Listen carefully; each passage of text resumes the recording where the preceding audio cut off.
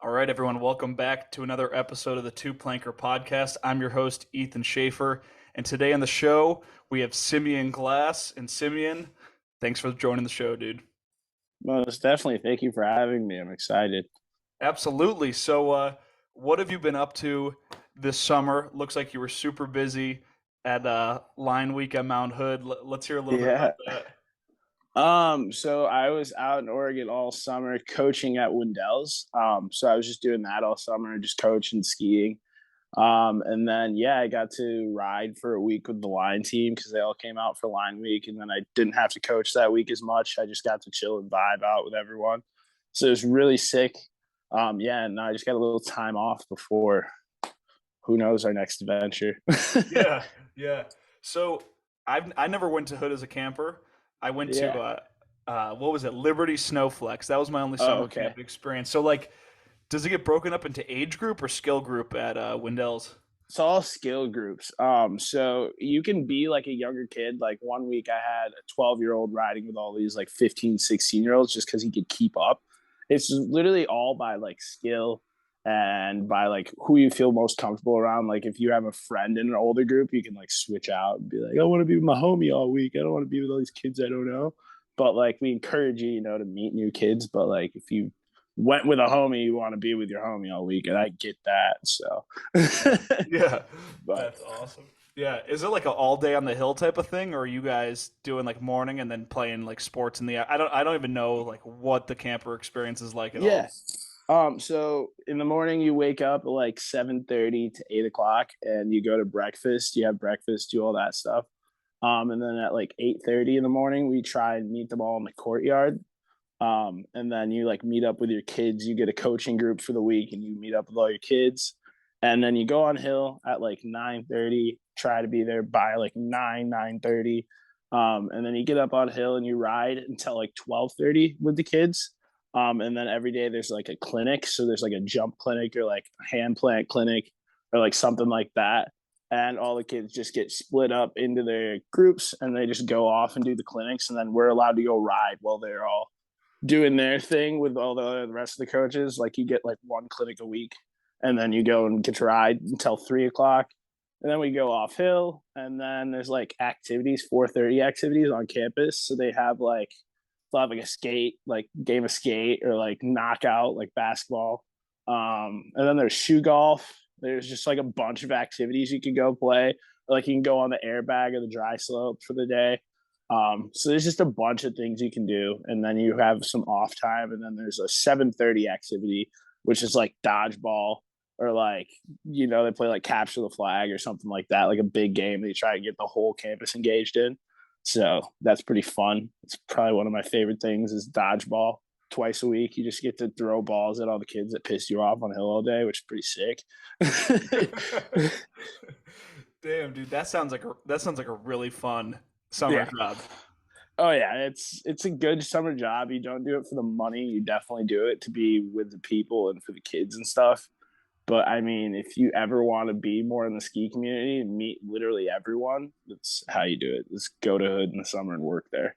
Yeah, yeah, exactly. I mean, you even just going there for May for Spring Pass, you get to meet so many people. It's unreal. Oh, yeah, like most definitely. So it's crazy because I had never gone to camp or anything in my life either. And then I went to camp summer of 2021. And that was like the year I got like signed to line, and like all that stuff happened because I met so many people and networked with so many people. Like I got to meet like Kevin Perrin, like Tree Fort. Kevin Perrin's like one of my best friends now, like one of the dopest dudes. I like got to hang out with him a bunch, and like Casabon stayed at his house for like 2 weeks. I got to like chill with all those dudes, like Liam Downey, and it was just sick. It was just super sick to like actually make those connections. Like the second year I was there, because I actually like knew the people at first time, and then you come around the second time, and you get actually like bond and make an actual friendship with these people. It's like insane to just sit there and be like, wow, these are my friends. Like these are just my homies. Yeah. So, what's it like when line comes through town? How does your day change going from the coaching side to the athlete side? When they came, it was just like I just went and hung out with them, and we wake up in the morning. We had a chef, Barstool chef, Chef Donnie, great guy. Chef Donnie made food all week for us, and that was like the dopest thing because it was like camp food the entire summer. And then the last week of camp, I got to eat like good home cooked food by a real chef, so that was sick. And then like we go on a hill ride, and then we would go down to campus for like an activity after we got done skiing. Or we would go to like Brightwood Beach. They have that little beach spot there. We would go sit at the beach for a couple hours and then, go to campus and hang out with the kids for a little while. So it was the same thing. It was way more relaxed, and I didn't have to really on hill. I didn't have to deal with kids as much, but I just got to ski and vibe. So it was really fun that way. Yeah, that sounds like a way better deal than being a Oh yeah. coach. Yeah, it was definitely a good way to end my summer on a high note, being like I didn't have to coach really the last week, so I was just having fun, vibing out and skiing, which Yeah. was way better.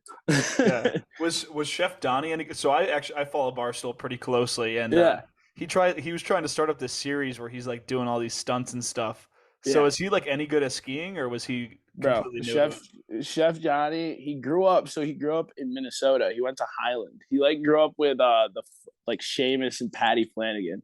Wow. So yeah, so he like knows all those dudes, and he was like, yeah, bro. He like walked into the house the first day. He's wearing like a gibberish hat, and we're all like, where are you from, dude? And he was like, Minnesota. And we're like, oh, all right. But like he's pretty new to like I think he was newer to the park side of skiing. But Chef Donnie will literally go do whatever you tell him to do. He'd be like, "Oh, you got to hit this three today, or got to go hit this jump," and he would just do it. Like he, like he doesn't, like anything you told him to do is like, "Oh, okay, I probably can do that." Like, yeah, let's go try it out. Yeah, that's awesome.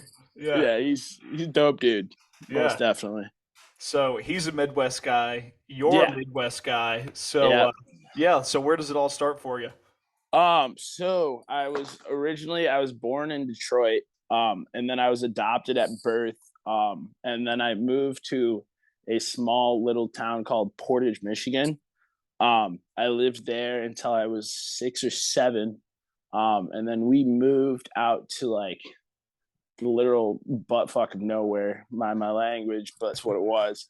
I grew up in like a little like hick town kind of. It was called Otsego. It's where so Hornbeck. It's Hornbeck's like home hill. That was like how I grew up skiing. I watched Hornbeck and like Spencer Milbacher and Greg Tuffelmeyer ski like growing up, and I snowboarded like when I was younger. Like I was a big snowboard kid, and like I snowboarded till I was 13, 14. It's like a summer where I started the winter of 2000, like 12, and started skiing like the winter of 2014, because all my friends skied, and I was like the only snowboarder that actually was like really I wasn't supposed to be on a snowboard in the first place. That's just where I got put. So I like did that, and I grew up with Tyler Sosnowski. So like Yeah. they were around. Like Tyler would come to Bittersweet sometimes, with my friend Mitchell Zaselewski, if you know that name. And I like grew up skiing with Mitchell and stuff, and I was always like, skiing looks way cooler. And then like he went to the academy and got like cracked at skiing, and we were all like, yeah, skiing's a lot cooler. So then I got super into skiing. And then yeah, I just rode every day. I was homeschooled during high school. So I literally would go skiing at like I'd get my parents to drop me off as early as I could, like 9:30, 10 a.m., like when they opened, and I would leave every day at like 8:39, like an hour before close, and then I would go do my homework, go to bed, and do the same thing. And that was like what I did all through high school. It was like how I got. But I literally like my parents made me play basketball, and I hated basketball, so I quit playing basketball to ski because the weekends you had basketball tournaments and you couldn't go skiing with your friends, and all my friends doing all the fun stuff on the weekends. So I never like that was one thing with organized sports I always hated, is because it always cut into my ski or like action sports time, and I couldn't do it. I needed to do one or the other, and it Yeah. was not my thing. Yeah. So who put you on the snowboard at first? Like were your parents skiers or snowboarders? So my dad actually grew up around. He was from the Netherlands originally, moved here, and then when he was in high school, after he graduated college like senior year, went and lived in Frisco, Colorado, So he lived out there for a while, and his family was super into skiing and stuff. And then moved back here, and then later on got all of us into like snow sports, and snowboarding is where we all started because I like loved wakeboarding and stuff. So that all made sense to me, and then Yeah, it made the didn't. switch. Yeah. Damn, that's pretty cool. Yeah. What was the decision making process like for getting homeschooled? Because that's pretty I don't know if we've had somebody on that's been homeschooled before. So homeschooling was big thing was when I was younger, I went to like middle school and stuff. And we moved like when I was younger, and I lost like all of my friends. I like didn't know any of these kids. And we moved to a different high school, and I was like, I don't want to go to this high school. Like, what the no. So like I just like that was like a big part of it. My mom was homeschooled when she was in high school too. So then she like thought about it, and she had retired. My mom used to be a nurse, so she was like a trauma nurse, and so she's retired now. And she just decided she wanted to homeschool us because she homeschooled, like she was homeschooled, and she had the time. Because my dad's an architect, and then my mom is used to be a nurse, so Yeah. they just did that instead and just homeschooled us and gave us a lot more time and opportunities to do like the things we were actually invested in, which was super sick because I didn't have all school every day. I could go do things I wanted to do, and I like grew up on a big old farm, so that was really sick. We had like dirt bikes and stuff. Could go play airsoft in our backyard, like all those crazy things. Yeah. So I like it just made more sense for all of us, and I grew up with five siblings too. So like so like it was way better that way because like it was sick because I have an older brother who's 2 years older than me, and like him and I were like best friends. Like that was the ski. Like if I went skiing, I'd go with Isaac, my older brother, and we would just go skiing all day. And like even growing up as a kid, we'd just go find the most random shit to do. Like we would go scooter in the driveway. Like got super into scootering when we were little. Then my dad was super into mountain biking, so like we got into mountain biking, and then I was like, nah, I don't like this mountain biking stuff. I don't like hiking. So then I got into BMX biking and just like all that kind of stuff growing up. So it's just like always action sports more oriented anyway. So it just like made sense to make the switch to like also forwards. The forwards thing, like being forwards like on a bike, just makes way more sense to me. Being forwards on skis instead of sideways because that just doesn't make sense because I hate skateboarding. So Dope. Yeah. So when you switched over from snowboarding to skiing, how long did it take to actually get good? so that's why I love skiing. Let me tell you. So I like grew up. So we grew up on the farm, and we had like a bunch of hills. And my dad, being an architect, had access to like all those blue huge PVC pipes that you always wish you could go hit.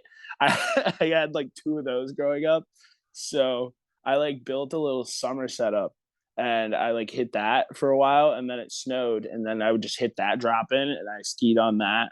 And then it was like, the summer of 2014, 15, we had really good winters in Michigan, like not bad. And I like built a jump, I remember, in my backyard.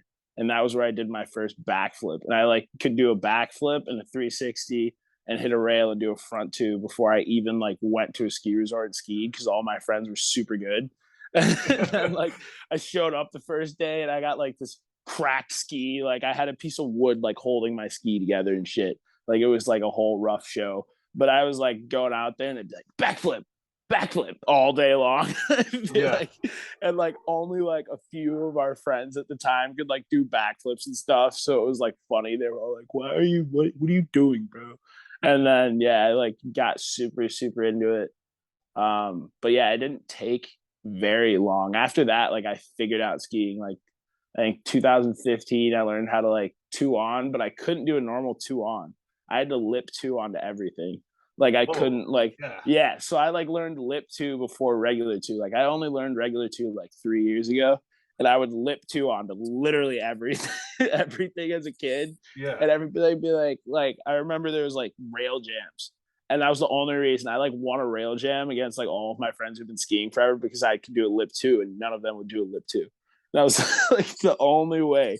It was Yeah. like the hack. I found like a hack, and then that didn't work for very long. But So what was it? It was just like easier to catch yourself, like going from the yeah, lip side.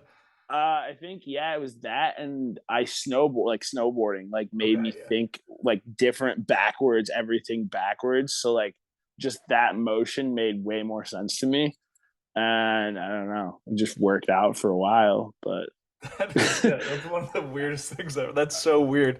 Yeah. yeah, yeah, it was a little different, but Yeah. it worked out. Yeah. So you guys are like so Minnesota, you guys are like in the shadow of Mike Hornbeck. Were you watching snowboarding movies or ski movies when you um, were like first starting on snow sports? so when I first started, it was literally like all ski. Like I didn't really watch edits before that. And if I did, it would be like Dew Tour. Like I literally like turn on the Dew Tour on a Saturday afternoon, it'd be on. And that's what like really got me into skiing was like watching Dew Tour and like watching like all that kind of stuff. I didn't really get into edits until I was a little older. And then once I started getting into edits, it was just literally watching B&E show and like be inspired and like all that kind of stuff. Like it was that was skiing for me was Henrik and Phil. Like that was it. Like it's all Yeah. I ever watched growing up. But Did they make it through to your mountain on their? They did that huge tour, and yeah, Kevin Perrin was actually the tour manager. Bringing up Kevin yep. again, but like, did they make it to your mountain? Because they were going through all Um, the Midwest stuff. so yeah, they actually went to this place called Timber Ridge that's like 10 minutes away from my home resort. But I didn't even ski at the time yet. That was like a year before I had skied. So but yeah, they did all come to Michigan and like stayed with some of my homies from high school. That like they're one of the people that like created M Snow. So they like stayed with them when they came here and stuff, which is pretty cool. But yeah, no, I never got to like go on that when I was younger, which was but I met them. I've met them now, so it's cool to meet them as I'm older because I can actually really remember the experience. But I definitely would have been like sick as a little kid to be like, I met Phil and Henrik. Yeah, shit. So in a lot of my research, Yeah, I just go to people's YouTube channels. I just do a deep dive on YouTube. So it seems sick. like you had a nice crew of people putting together some edits. Yeah. So yeah, growing up, actually, crazy story. I one of my good friends now, his name's Simon Vasquez. He owns this company called Midwest Media Productions. And when I was younger, he's 3 years older than me. So I was like a little like, 13-year-old, 14-year-old kid. And I'd be like, hey, Simon, can you come film me? Because he'd be at, we had this thing called TLC, which is like this homeschool like class. You would like go and take classes there. It was like a building, like a homeschool building where we'd all go take classes. And I'd like seen Simon around like skiing and stuff, and I'd see that he filmed, and I like randomly asked him one day to like film me. And then we made an edit that winter. It's called Smooth as Glass. It was like one of my first ski edits I ever made. And it's like him literally just like driving me every day to the resort because I couldn't drive. So he'd like pick me up from my house, we'd go film for like an hour a day.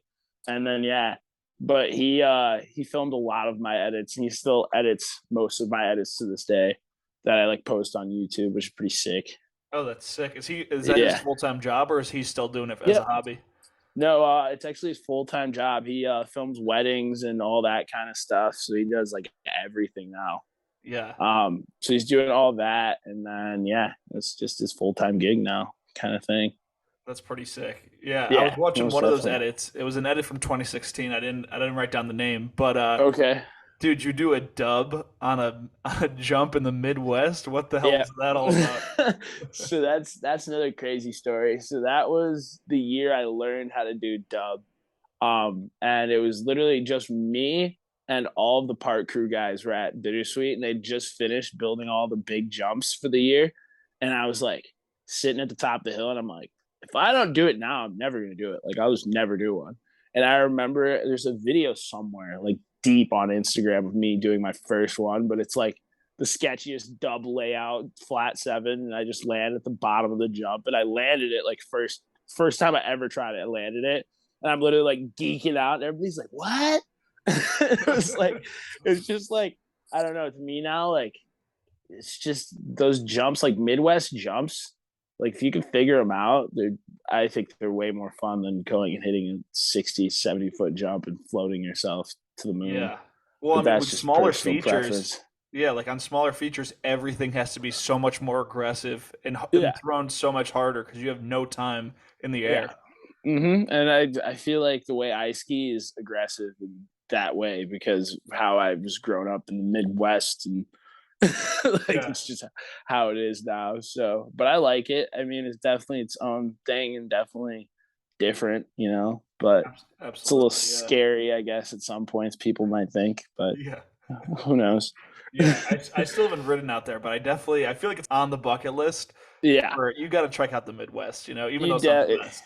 definitely do. If you ever get out here, you definitely like. If you ever have the chance, Midwest is definitely a sick place to ski. Yeah, It's definitely produced a lot of crazy skiers, so it yeah, dude, totally. I makes think sense. I was talking, and I was recording an episode with Benny, and he was saying that they always go there for urban because Yeah, it's guaranteed that there's going to be snow. yeah, oh yeah. There's always snow if you find the right places, and there's always insane spots that literally no one other than like Hornbeck has hit. So you just got to look for them if you really want to find them. But there's some crazy stuff still that hasn't been hit. Yeah. But Damn. All right.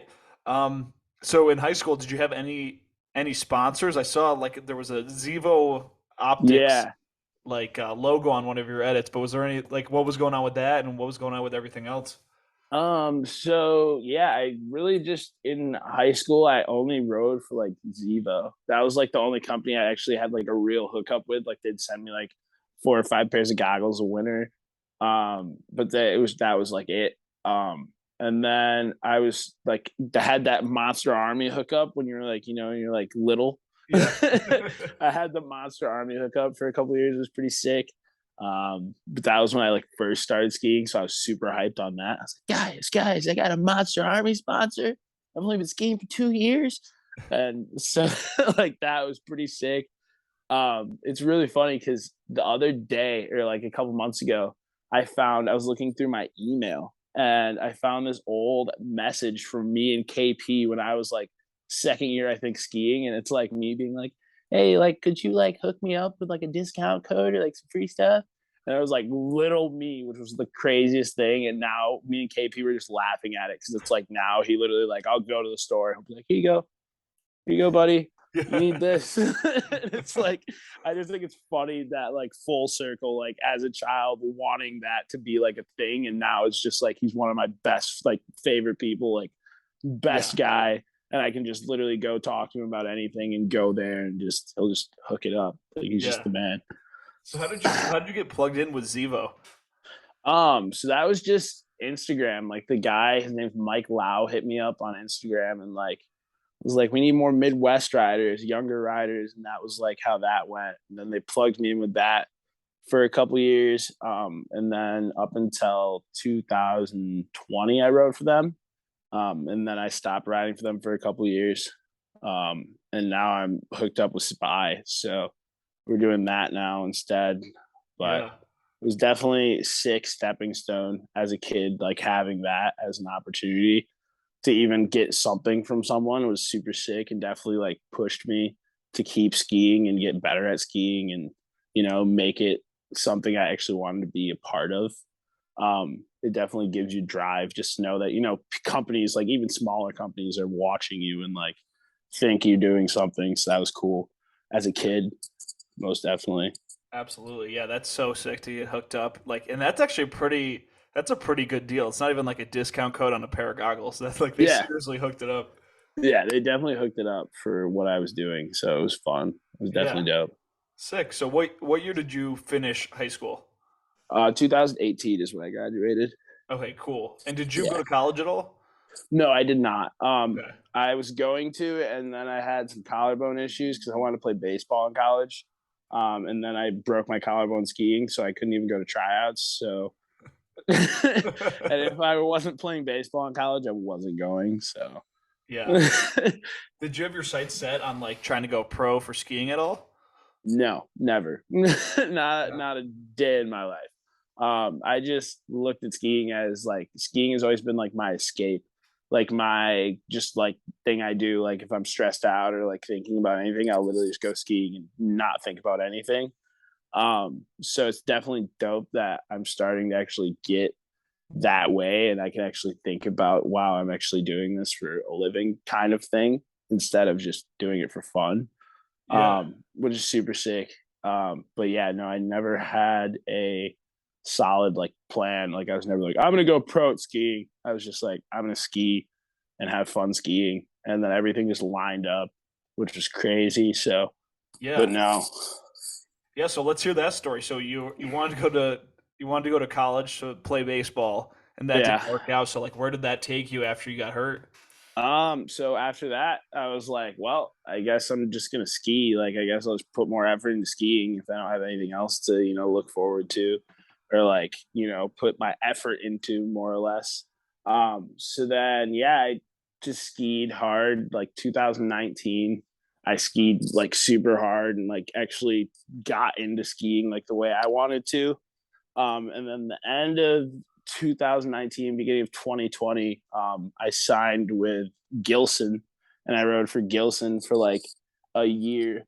And then yeah, rode for Gilson, and then all the line stuff. Like I moved out to Salt or to Oregon for the summer, and then yeah, got hooked up with Dube.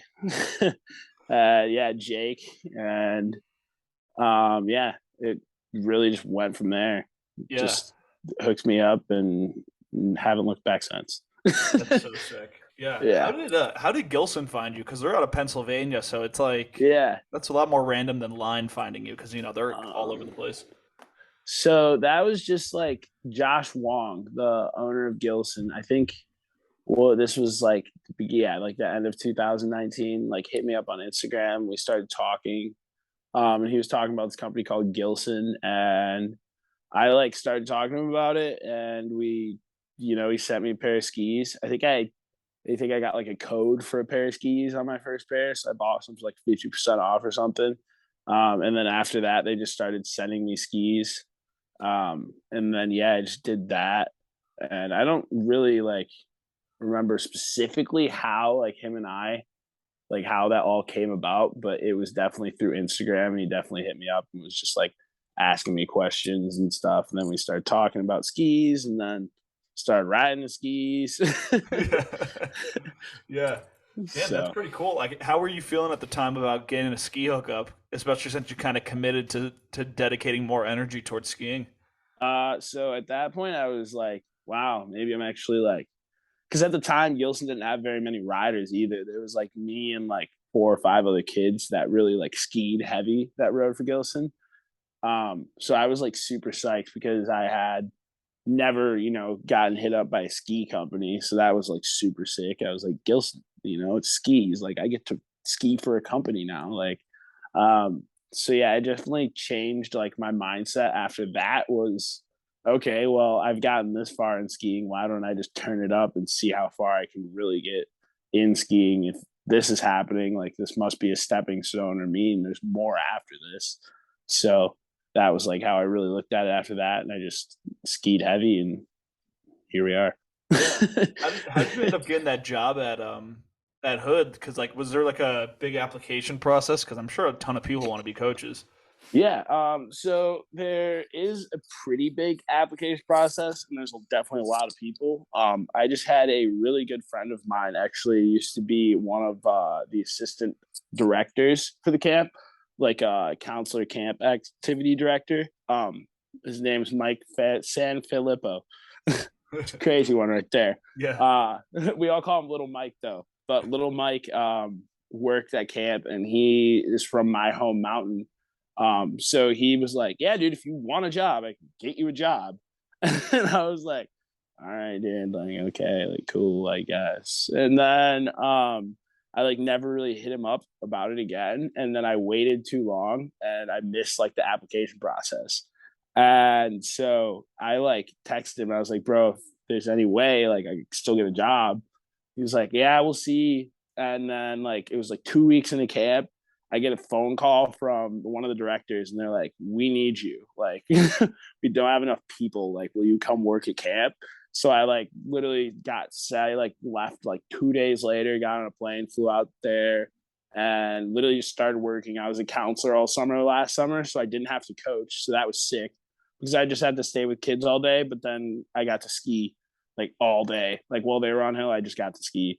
So I got hooked up with that, and then yeah, it was really easy to get a job just because I had a friend that was already in it, and I knew people that were in it. So I just that was my in pretty easy in, but it Yeah. was sick. That's awesome. And how did you meet Jake? So I've actually never, I don't think I've ever interacted with Jake other than DMs because a lot of my stuff I do is through Connor. But Yeah. yeah. So Uh-huh. how did you even meet Jake, and what is he like? Jake, Jake Dube. Um, that is a wild story. That is a wild man. I love that dude. He is like my older brother.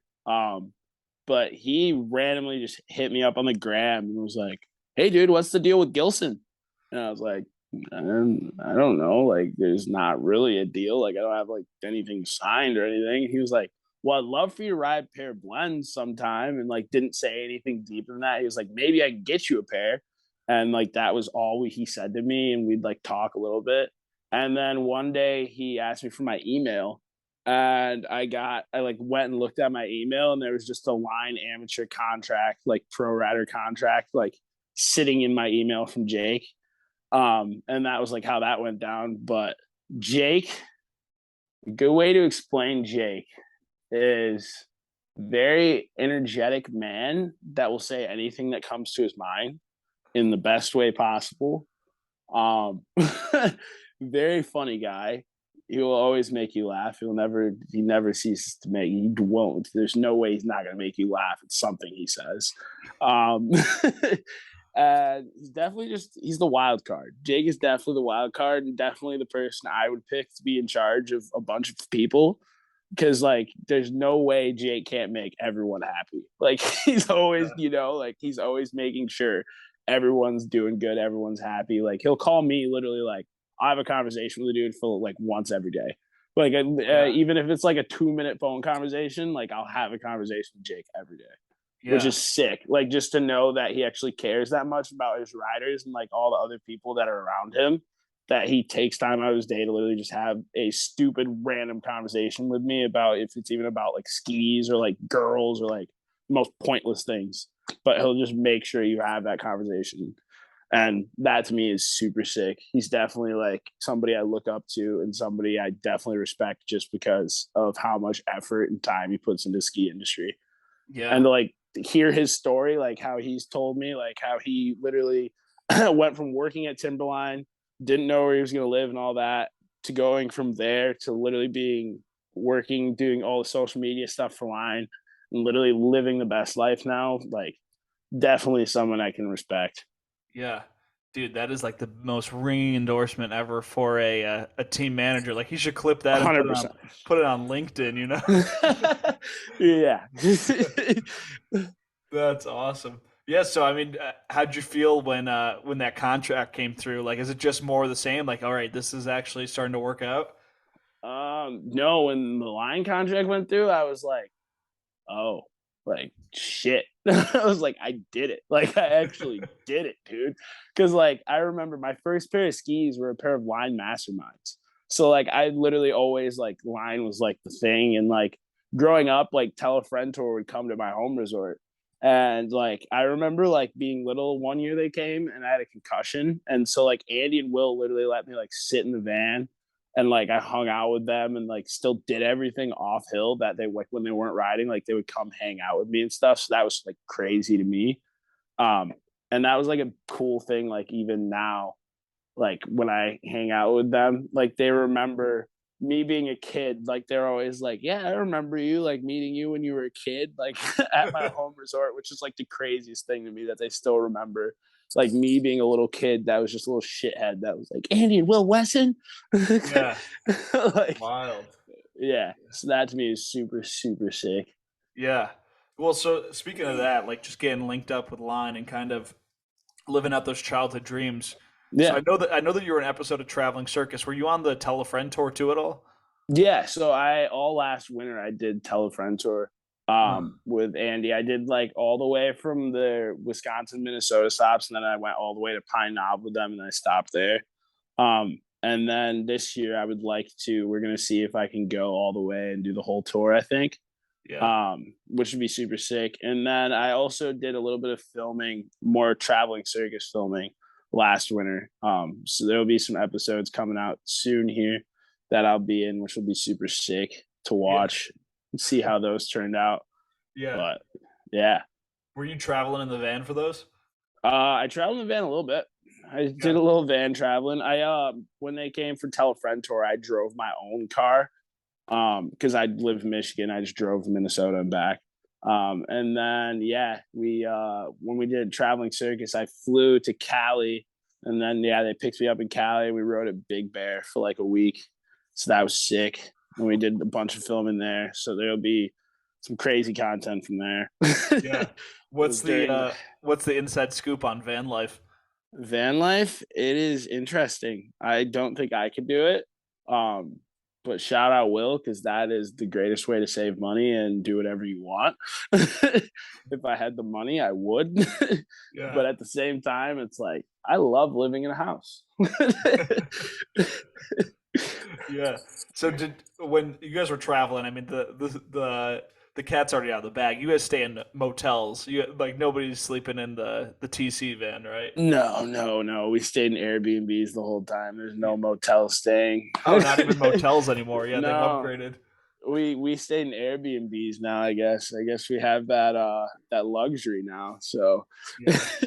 I guess I came on the rod like right at the right time. We got switched over to Airbnbs. Simeon got on. Here we go. Yeah. Oh, that's so tight. Were any of Yeah. the other up and comers with you? So it was me, Reagan, if you guys know Reagan Ellis, and then it was Benny. And then Pete and Andy and Will and I. So Yeah. that was like the squad when we were there. That's so And tight. then yeah, it was super sick. And then Connor was there for a couple days, which was super sick. So it was definitely fun. Yeah, for sure. Um, let's see another thing I have here. So looking at all your edits, I thought it was so sick that you did like one of those collabs with Tall T Dan and like Yeah, had the edit on his page. yeah. That's crazy. So how did that come together? So Dan, honestly, Dan is the root of all of this. Like Dan is like my dad. Like Dan is like literally my biggest inspiration for anything in life. Like so yeah, Dan goes way back. Like he one year just like hooked me up with some Arsenic stuff. And then he's just been like my mentor. Like I call Dan, talk to Dan about literally anything. Like when I left Gilson for line, like I had Dan read my amateur contract for me. I had Dan like tell me what the right decision was, what company to go with and everything. And like, yeah, Dan's literally like the lifeline of most things that happen behind the scenes for me. Like Dan is definitely one of my favorite people I've ever met. So, Yeah. but Total yeah, he's mentor, yeah. yeah, like most definitely like Dan. Yeah, so we just like yeah, he had this idea. Like one winter, I was like, it'd be cool to like make an edit for Arsenic, and we like I just put together an edit from all of my clips from that winter, and I like had an idea I wanted to make one. And then yeah, we just put it together, and then we collabed and put that on his Instagram, which is pretty sick. That was definitely one of my favorite edits I've made. Yeah. So That's pretty tight. yeah, And then the other video I saw that was kind of out of the box was with Andy's new program, um, yeah, Kids Ski Free and like the National Brotherhood of Skiers. So you yeah. want to give a lowdown on that? Yeah, so it's more like an inner city ski group kind of thing. They're just trying to get more less privileged kids out on the hill. And Lion like gave them a bunch of skis so they could have that program. So Andy's just trying to make that kind of a bigger thing and trying to get more inner city kids out on the hill. Yeah, if you guys can, it's called National Brotherhoods Association. It's definitely look it up on Instagram. You can definitely donate if you guys can. Even if you can't, just go look at it and check it out. It's definitely something super sick that's happening in the ski industry, and it's definitely something that I wish was bigger, but we'll see. Because Yeah. it's definitely happening in the snowboard world for that kind of thing, but it's not in the ski world as much. And I definitely like to be a part of it, but it's just hard without I'm not Zeb Powell. Yeah, exactly. Yeah. I mean, it's the same thing as like starting any new program. Like Tell a Friend Yeah. Tour was kind of small its first year, but now it's Yep. huge. So it's like the same Big exact thing. process. Yeah. Yeah. Oh yeah. It's definitely getting bigger. Sick. Well, have you been filming for any larger parts? I mean, you did the whole season edit with Arsenic. You got anything in the chamber? You got crew Yeah. videos, anything like that?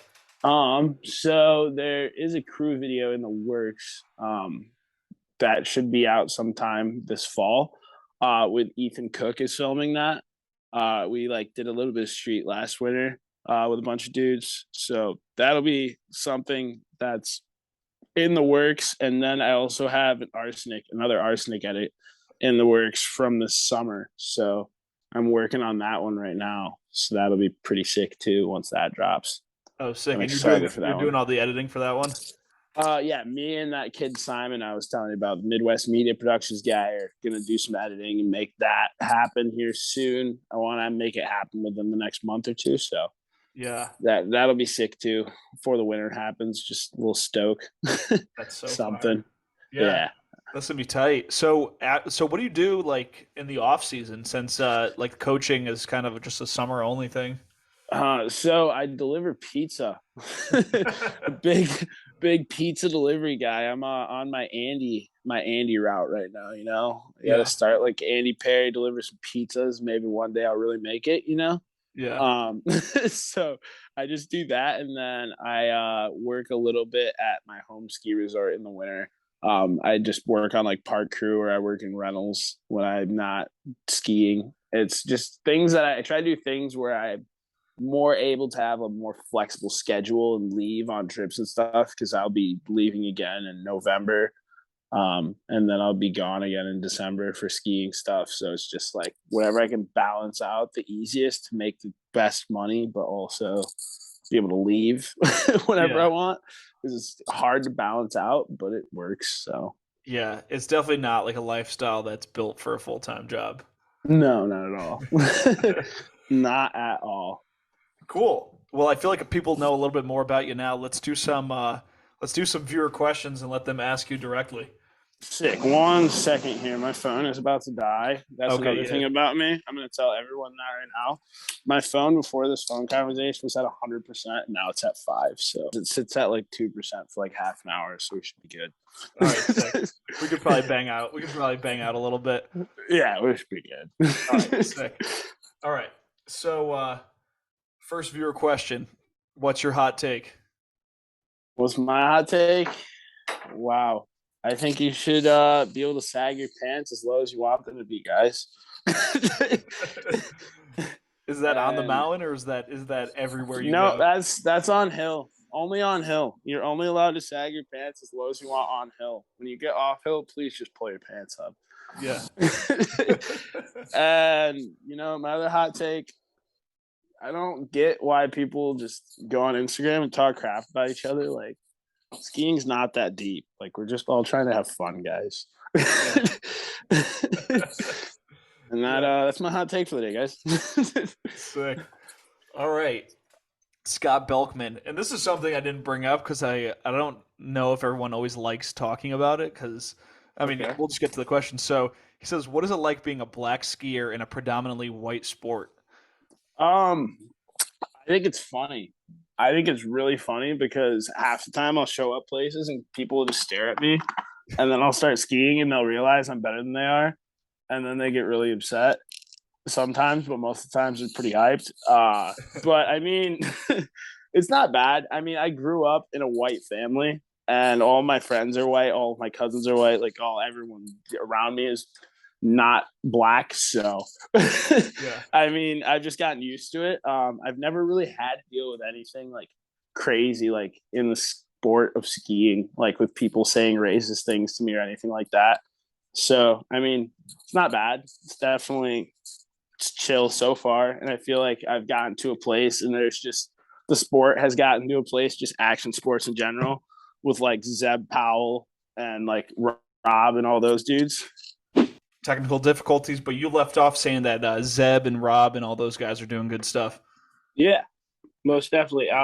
So yeah, just like definitely They're definitely helping shift the culture and make it more of a mixed, sport, not just one way. It's starting to get diverse in some ways, and it's definitely sick to see. And it's definitely dope to be kind of part of it.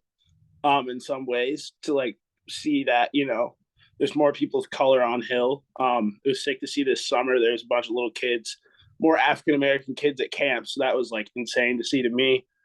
And then even with like staff, there was a lot more diversity even within the staff of camp, which was really really cool to see. So there's definitely things happening in the sport to make it easier and better. Um, but yeah, I mean, this definitely gonna. I think there's definitely a new wave and definitely more kids popping out of everywhere. So just keep that going. And it'd be dope to see one Yeah. day have a split, not like as much of a split sport. You Yeah. know, Yeah. Do you have any kids reaching out to you being like, dude, I look up to you so much. It's inspiring seeing you out here doing all this? not as much really. No. I've had some kids be like, "You definitely look up to you, and you're like a cool skier."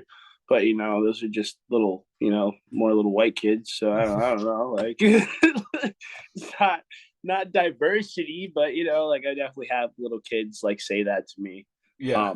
in some ways. But you know, That's tight. yeah. Um, all right. Dom asks, actually, we kind of already went over this. He said, story behind getting sponsored by Line and Gilson. He says, how old were you? So I guess, yeah. So how old were you when you got your first ski sponsor?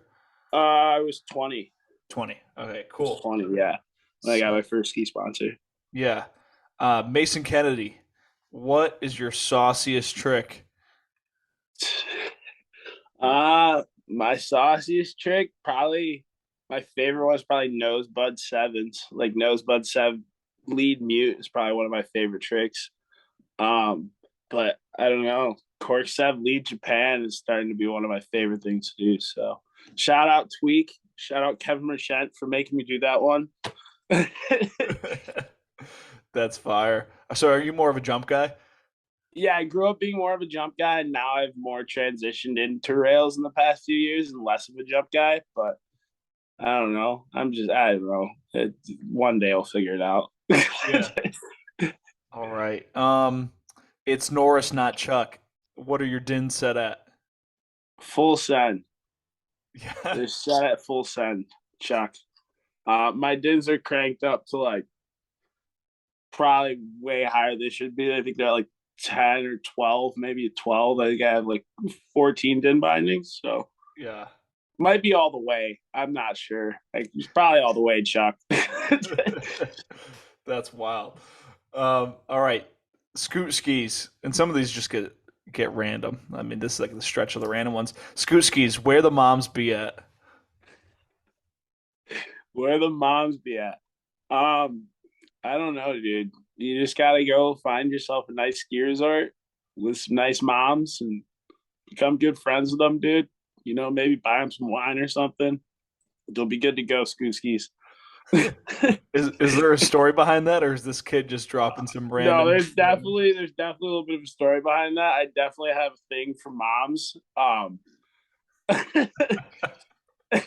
Bad some wild experiences. But yeah, no, it's not a very deep story, but yeah, I definitely there's some beautiful moms out there. Yeah. There you have it. All There you right. have it. uh, Colton 88. How many corn dogs have you eaten in your life? I can tell you, it's probably near the thousands.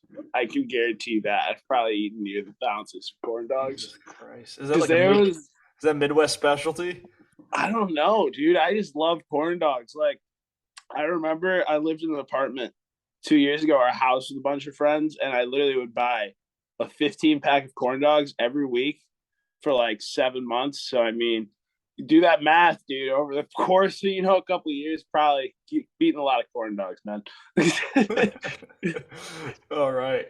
Uh, Marsh, L. Marsh, why did you not come to Ski Sundown during the Tell a Friend tour? So Ski Sundown's in Connecticut. That's actually my home mountain. I think it was just I wasn't gonna go. I was just doing the Midwest stops last year. I was just doing like Michigan, Minnesota, and Wisconsin. But next year, if you're on the tour, if you come, I'll definitely be there. So I'll make up for not being there last year by going this year, I guess. That's Yeah. you'll Is have to there ask any? Andy about that one. Yeah. Is there anywhere where you're really looking forward to riding? Like, even if it's like a non-traditional place, like, oh, I want to see what the riding's like in Ohio or whatever. I really want to. I've never ridden in Vermont. I've Okay. never gotten to Vermont, so I really want to ride East Coast. Because I have a lot of friends who are East Coast and like Dan and all them. So East Coast is definitely like Killington. I definitely want to get to Killington, and I definitely want to ride Sugarbush. And I really want to check out Loon too. Yeah. So we'll I don't see. know. I don't know anything about the scene at Loon, but Yeah, Killington and Sugarbush, like you're gonna be surprised how much of a scene there is on the East Coast. It's actually pretty sick. I'm excited. I definitely want to check out those and Corinthia at some point. It would be another one I really want to check out. Yeah. So Yeah. Corinthia, that'd be another really good one. I forgot yeah, about that too. yeah. Yeah. All right. Line skis. Look at Jake. He says, ask him what he thinks about the line team manager. He he got ahead of the question before I even You asked gotta, it. yeah, Jake. I already told him what I think of you. You're a great guy, Jake. Don't ever stop being you. Word. All right. Mac, the Bingus or the Bongus? The Bingus Bongus, dude. What the hell is that? The Bingus Bongus, it's literally nothing. I just say it to piss people off. Whenever they ask me stupid questions, I'll be like, the Bingus Bongus, because that makes sense. Because Yeah. whatever they're saying doesn't make sense to me. So I just started saying things that don't make sense back to them. Yeah. So the Bingus Bongus is my go to word at the moment. So Word. All right. Last couple. So Brennan and Joe both asked about. Brennan asked, "Is Simeon motivated for the street this season?" Joe said, "Street part soon." So people really want to see you out in the streets yeah, there's actually a talk of I might film my own street part this winter. this coming So winter. this coming winter there might be a full street part by Simeon. I think that's because I'll be in Michigan a lot, so there'll be a lot of Midwest spots I can hit. So I probably won't do as much resort riding, but I'm gonna probably get really heavy into the streets this winter. So there will be a street part. Yeah, that's tight. When did you first start hitting street? I don't know if we went over Last that. winter, last Last winter. winter was Oh, first time I ever hit street. It definitely was awakening. It was yeah. because first street spot I hit, I went with Taylor Lundquist and Jed Blue Waters, and it was I thought it was a mellow spot. I was doing lip two over. I was like going over a rail and then going around a corner and then doing lip two onto a down rail, and I broke my ribs like second day on my street trip. I was there for like 2 months and they like never really healed, but it was a beast.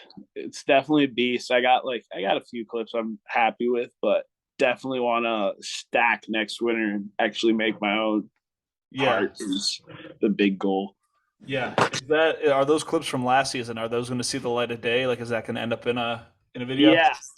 It should be ending up in E Cook's movie. Ethan Cook's making that street edit for us with a Yeah. bunch of homies like Jed, Caden Wood, Brendan McLean, and then it has like Tanner Blakely, Connor Ralphie, Liam Baxter, Jai Hunter. It's gonna have a bunch of like Ben Bodette. It's got a bunch of really good skiers in it. It's gonna be a really, really sick movie when it comes out. Yeah. Um, so yeah, I'm excited for that. That'll be really, really cool. That'd be tight. Yeah. Cool. All right, Grant Harris. What's the vision for the future? Where are you going next? The vision. The vision is street part this winter, one more winter in the Midwest, and then I'm moving to Salt Lake. Yeah. Next fall, I think, is Salt Lake and get into more bigger stuff, more park skiing, like just bigger park skiing. It's a different scene. But yeah, it's just skiing is in the future. Just seeing how much skiing I can get in, ski what we can still keep doing, and see how much better we can get. Yeah. So Yeah. So you've made it out there? You said so before the podcast started. You said that you were actually in the background at the during the Mill Bastards episode. Yeah. So how frequently do you go out there? Well, last winter I was just out there for like a month shooting street, and Tyler, Brent, and E Cook all let me stay at their house, which was super sick. So thank you boys for that. I really appreciated it. So yeah, I just chilled with them, shot street. It was super sick.